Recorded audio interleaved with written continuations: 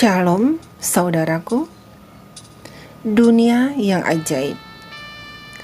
Mari nikmati berkat Tuhan melalui ciptaannya. Mari alami keajaibannya setiap hari. Melihat kebesaran Tuhan melalui dunia yang menakjubkan. Yang ditulis oleh pendeta Doug Batchelor. Sebelum kita mendengarkan renungan firman Tuhan, mari kita bersatu dalam doa. Ya Allah Bapa kami yang bertahta dalam kerajaan surga, pada saat ini kami siap mendengarkan firman Tuhan. Tolong Roh Kudus-Mu bisa menerangkan apa yang kami baca atau kami dengarkan sebentar. Dalam nama Yesus kami berdoa. Amin. Tema sejarah dunia. Dan judul hari ini, diselamatkan oleh bom. Ayat inti, Mazmur 98 ayat 9. Demikian firman Tuhan. Di hadapan Tuhan, sebab Ia datang untuk menghakimi bumi. Ia akan menghakimi dunia dengan keadilan dan bangsa-bangsa dengan kebenaran.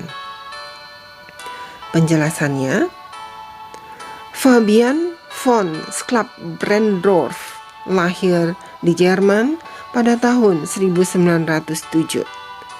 Walaupun dia mendapatkan pendidikan sebagai seorang pengacara, dia akhirnya bergabung dengan tentara Jerman sebelum Perang Dunia II.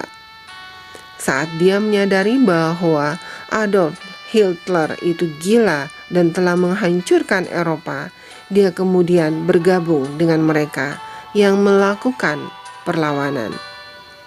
Pada tanggal 13 Maret 1943, saat Hitler berkunjung ke sebuah markas tentara di Rusia, Schlabrendorf menyelundupkan bom waktu ke pesawat yang akan membawa Hitler kembali ke Jerman.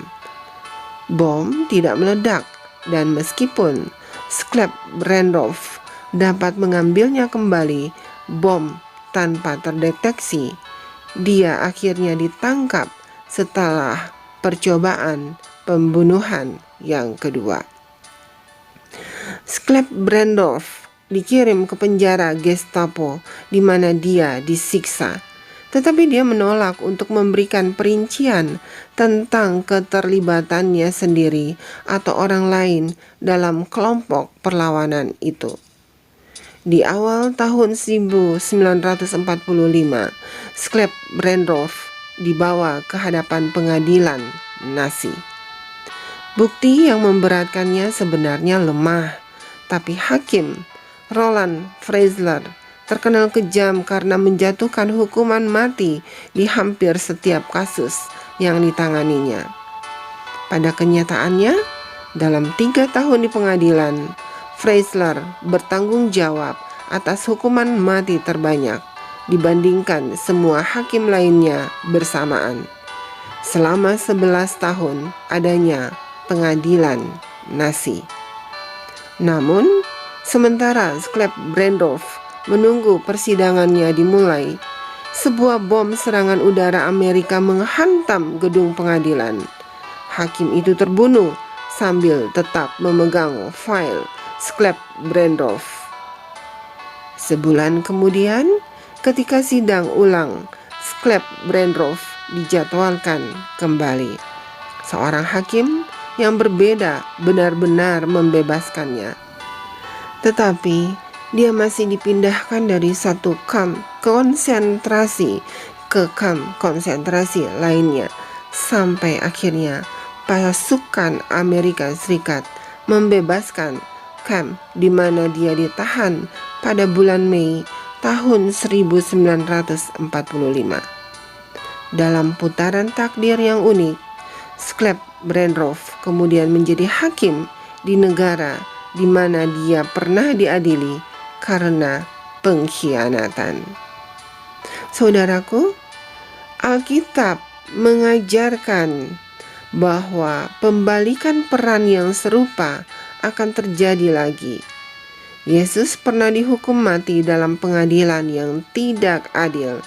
Tapi kita tahu bahwa ketika Dia datang kembali, itu akan menjadi hakim yang adil.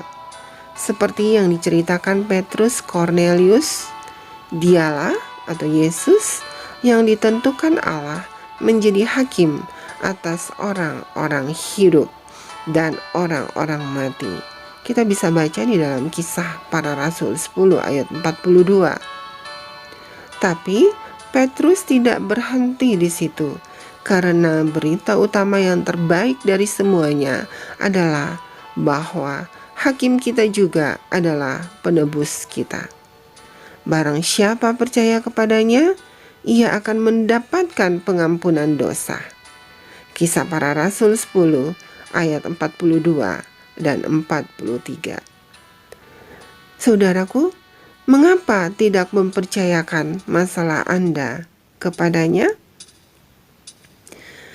Saudaraku, mari kita bersatu dalam doa.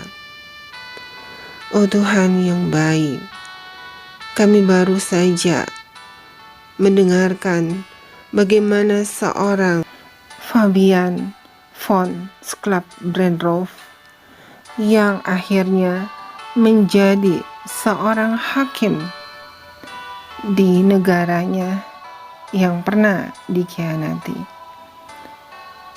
Sklavbrenrov, dia selamat pada saat dia sedang dihakimi.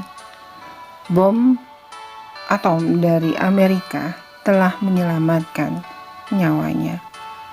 Oh Bapa yang baik, Kau adalah Allah pencipta langit dan bumi.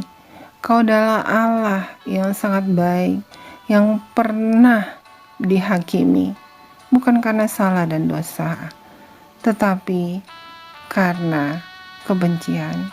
Bapa yang baik, Kau adalah hakim bagi orang hidup dan bagi orang mati. Tolong kami Tuhan untuk selalu hidup berkenan kepadamu. Kami berdoa hanya dalam nama anak-Mu Yesus Kristus yang menjadi juru selamat dan penebus dosa kami. Amin. Saudaraku, demikianlah renungan hari ini. Tuhan memberkati. Amin.